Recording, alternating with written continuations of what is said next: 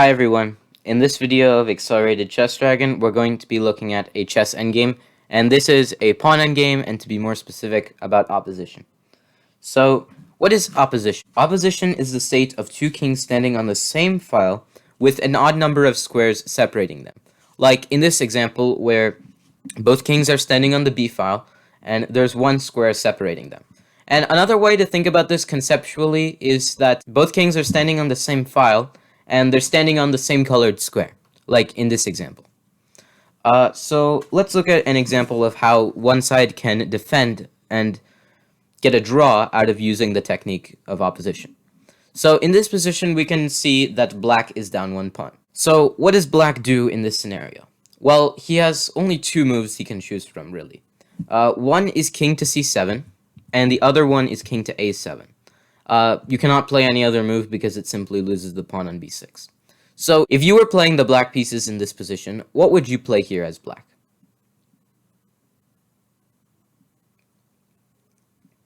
Okay, so the correct move is actually to play king to c7. And you might be wondering, why doesn't king a7 work? Well, if king a7 is played, then white plays a5. And, of course, if you do not capture the pawn on a5, then you just lose the b6 pawn, and then it's two pawns against the king. That's pretty easy to win. So b takes a5 is forced, king takes a5, and now wherever black moves, white is able to gain the opposition.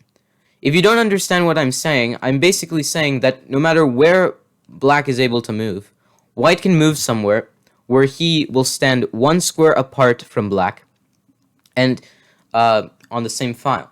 And essentially, black must move his king, and he must be the first one to break the opposition. Whoever breaks the opposition first is either completely losing or it's a draw, if you are the side that is attacking. So in this scenario, king c7 must be played, and now white plays king c5. And now, once the king goes to d7, you're not going to continuously follow it with king d5. Instead, it's better to just play king b6, and after this, white is completely winning. Let's say king c8, king c6, king b8, king d7, king b7, and now it's c5, and there's no way to stop this pawn from queening. So king a7 doesn't work. Now, let's look at the move king c7. After king c7 is played, you cannot use the same technique.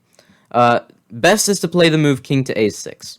If you go c5 as white, then after b takes c5, king takes c5, or a5, it doesn't matter, black can play king b8. And the general idea that you should have if you are playing a position where there is a rook pawn is that your king just needs to stand in these four squares. Meaning that if you can somehow manage to get your king into these squares, then you are safe. You will not be losing from a rook pawn. And it's essentially the same on every corner of the board. If you are able to stand in those squares, then you are not going to lose the game. And it's the same idea if you play a5. If you do play a5, then after king to b8, the same idea. These four squares are covered, and essentially you're not going to lose this pawn endgame. So what about playing the move king a6 as white? And note that if you play this move a5, then after b takes a5, king takes a5, king c6, let's say king to b4 by white, black can just play the move king to b6, and now black has managed to get the opposition. And if you know anything about pawn endgames, then you should know that the side with the extra pawn, essentially the side that's trying to queen their pawn, should have the king in front of the pawn. If the king is either behind or on the same rank, then it's drawn. So a5 and c5 don't work. So what does that leave white with? Well, white must play either king b4, which just goes back and that doesn't really do much, or king to a6.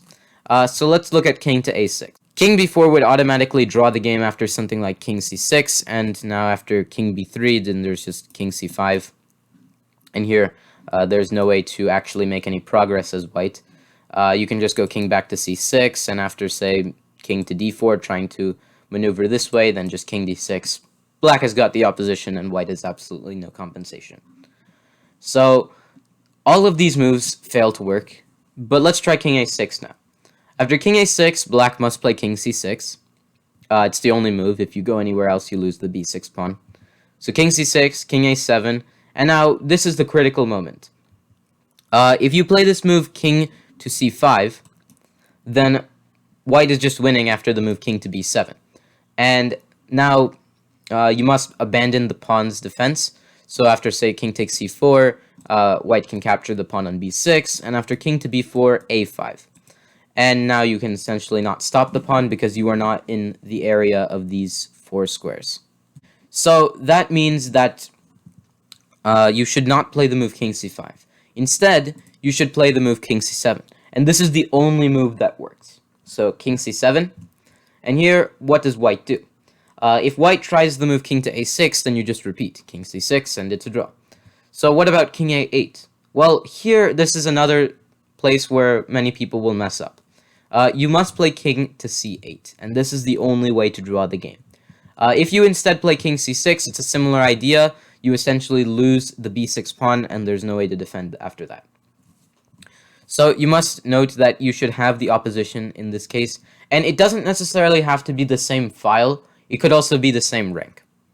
So after king c8, white cannot make any progress, and he is essentially forced into a draw. But let's try this position where we shift it one file to the right. So we've shifted the position one file to the right. So both of the kings are on the c file, there's a pawn on c6, and the 2 white pawns are on b4 and d4. But now, unfortunately, it's completely lost for black. So, why? Because now after king d7 is played, or king b7, we'll look at that after this, d5, c takes d5, king takes d5, king c7, king c5, king b7, king b5, king c7, and now king a6. And essentially, you've already seen how you win from here. And it's the same idea if king b7 is played. You just push b5. Essentially, whichever file the king goes to, you push that corresponding pawn to that square. So in this case, if the king goes to the b file, you push the b pawn. And if the king goes to the d file, you push the d pawn. So king b7, b5, the same idea, just on a different file. And after king e6, it's completely winning for white.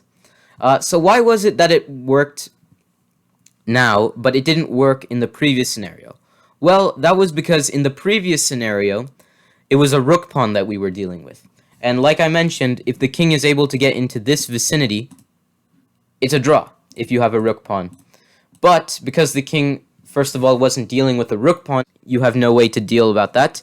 And secondly, now you cannot stop the pawns from advancing. You've still lost this position. So let's look at another example where the opposition would actually succeed for white. And that is if you pushed one of the pawns back and you have a reserved tempo. So in this position, we can see that it's very similar to the position we first looked at, but there's one difference. And that all revolves around the fact that this a pawn has not been pushed yet. So what black must do is pretty similar to what he must do in the previous variation, but because of this reserved tempo, you'll notice that it's actually lost for black no matter where he moves. So king to c7, and now white goes king to a6. Black must play king c6, and now a4. This move is the reason why black is completely lost. The simple pawn push now changes the entire dynamic of the game. If you play the move king to c7 as black, then white goes king a7, black plays king c6, and now the similar plan that we saw previously. King b7, and now after you capture c4, white captures on b6, and you're lost as black. And it's a similar idea if instead of king c7, you play king to c5. And after this is played, king b7 by white, and now after king takes c4, king takes b6, there's no way to prevent this rook pawn from queening. So that is why reserved tempo are very nice to have. And we'll look at a couple of more positions where the opposition works in one side's favor to draw. So in this position, it seems like white is actually lost here because white is down one pawn, and after black plays the king to e2, white is essentially nothing to count on. But white actually has a very nice resource that saves him the game. And here, white will play king to h1. This is most commonly known as the distant opposition. And distant opposition is where The distance between your and your enemy's king is more than just one square. So after king h1, you'll notice that there are 3 squares apart. And here, it doesn't matter what black tries, black cannot force a win out of this position. If you try king to d2, then white goes king h2, and there are still 3 squares in between. King d3, king h3, nothing has really changed, and white is going to draw this easily. On the other hand, if you try king to e1 here, then white will just play king g1, and this is opposition. It's not distant opposition anymore, but it's still a form of opposition, and white is going to draw this easily. So after all of these variations that black can try, white is essentially drawn the position. So let's look at more positions that use opposition to draw. Then we're going to be looking at 2 games where that same technique of opposition is used by the advantageous side, but it still fails. In this position, it may seem that white has absolutely nothing to hope for.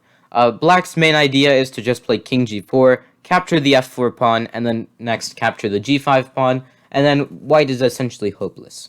But white has a way of actually defending the position. Can you spot it?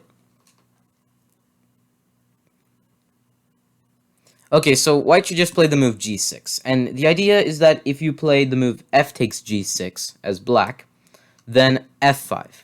And white has planned this double pawn sacrifice so that he can actually draw the game. If you capture the pawn on f5 with g takes f5, then white goes king to g1. And it doesn't matter what black plays, let's say you go king to g4, then white goes king to g2, and it's a draw. Let's say that black tries king to g5, then white is going to go king f1. And if you play king f4 here as black, then king f2. And no matter what black really tries, white manages to get the opposition, and it's a draw.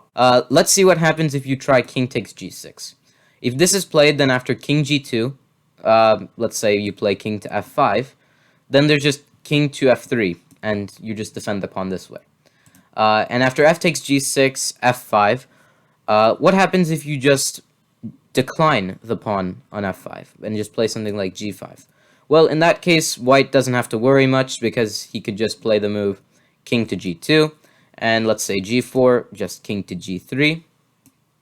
And now if you play king to g5 as black, white can just play f6, decoy his pawn, but now it's insufficient material. Both sides just have kings, and this is a draw. So now let's look at the 2 games. This first position occurred in a game played between Frederick Yates and Savily Tartakover. And here, Tartakover is playing the black pieces, and he has a completely winning position. All he really needs to do is just play this move, a takes b3, or just a simple queen c3. And after this, he's completely winning. A takes b3 because it gets rid of a pawn, and after that, once Tartakover brings his king into the game, that's an easy win. Let's say rook takes b3, then just king c4, and after rook b4 check, just king c3, and now the king is in the position, and black is already winning. And Tartakover also could have just played the move queen c3, and here 3 moves could be played. Rook b5 check, which after king c6, ba4, queen a3 would lead to a win. There's also the option of playing the move king to a2, which would lead to queen c2 check, and after the king moves to a1, just a takes b3, and that's winning. And finally, the last move is that after b takes a4, just play queen takes a3, and even after check with rook takes b5, king c4, this rook cannot defend this a4 pawn because it'll get forked, and Tartakover can easily win this position. However, he actually played the wrong move here, and instead he played the move queen takes b4.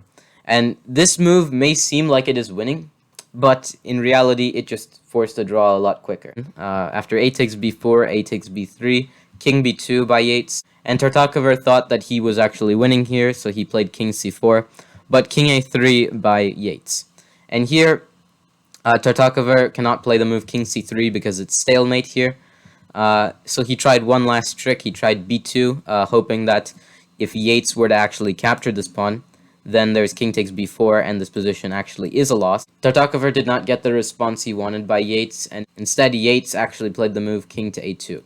And after king to a2 is played, king c3, Tartakover tries to play king c2, something that'll maybe help him win.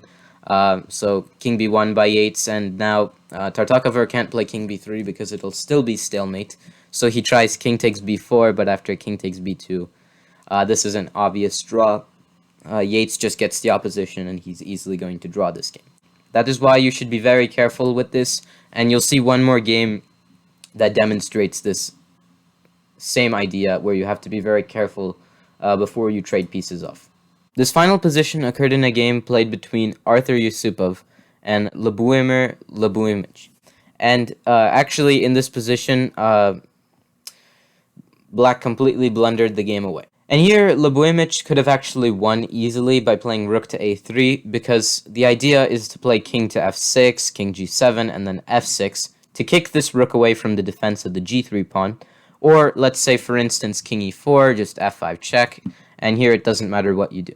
King f4 and king f6 is winning because you're forced to give up material now. You must play the move g4, but then just h takes g4, and this rook is completely trapped. Let's say h5, there's even just checkmate with rook f3, and there's no way of preventing any ideas. The other option is to, instead of playing the move king to f4, just go king to d4, go in the opposite direction. But after king f6, the position is still lost, because after king to c4, there's rook to f3, and there's essentially no way of stopping the idea of f4 by black. And basically the idea is that, well, let's say king to d4, f4 by black, let's say you play the move king to e4 as white to maybe try forcing this rook to exchange. Then after rook captures, king captures, black can just play the move rook h3, and there's no way of defending the pawn on h4. And basically after that, all hope is lost for Yusupov. Unfortunately for Ljubomic, he actually played the move rook f5, and he tried to do this so that he could trade the rooks off and go into an endgame a lot quickly, and then he could easily win because he has an extra pawn. Unfortunately, that didn't work out so well for him, because Yusupov played king e4, and if Ljubomic played something like rook f2 or rook f1, something that didn't exchange the rooks, then maybe he still had chances of actually winning. But he captured the rook. He was hoping that this move f6 would win the position for him. Unfortunately, Ljubomic was mistaken, and that this position is actually drawn, and it doesn't matter what you play, you have no way of winning this position. So f6 was played, gf6, king f6, king f4, and he was hoping that this g5 check move would help him in this position. Unfortunately, that wasn't the case. King f3 was played. If you play this move king to f5, then after g4 check, you have no way of winning, because after h takes g4 check, king g3, there's no way of defending this g4 pawn anymore, so you must play something like king e5, and after king g4, king f6, just king g3, king f5, and you've maintained the opposition as white. The king cannot come any closer, and like I said before, if the king is behind or on the same rank as the pawn that that side is trying to push, then it's a draw, like in this scenario. So after this, it would be a complete draw, so Ljubomic tried a couple of more moves. King f7, king f2, king e6, king e2. You'll notice that Yusupov is still able to get to the opposition. And here, he played the move king e3. You should be careful not to play a move like king c3, because that could completely change the outcome of the game, because h4 would be played, and after gh4, gh4, king d3, h3, king e3, h2, and now this is actually a loss for Yusupov. So he must play the move king e3, and after this, there's no way to win as Ljubomic. You can try king d5, but there's king d3, and now you cannot try the same idea because it actually fails in this particular case. King f5, and here just the simple king to f2, and this is a draw. There's absolutely no way for Ljubomic to make any progress, and that is why instead of playing rook f5, he should have actually just held on to the rook by playing rook a3, and then later went king f6, king g7, and then f6, kicked this rook away, and then captured the pawn on g3. So that is the end of the opposition endgame, and I hope you all enjoyed the video, and if you have any suggestions or feedback for me, please let me know in the comment section, and stay tuned for more chess.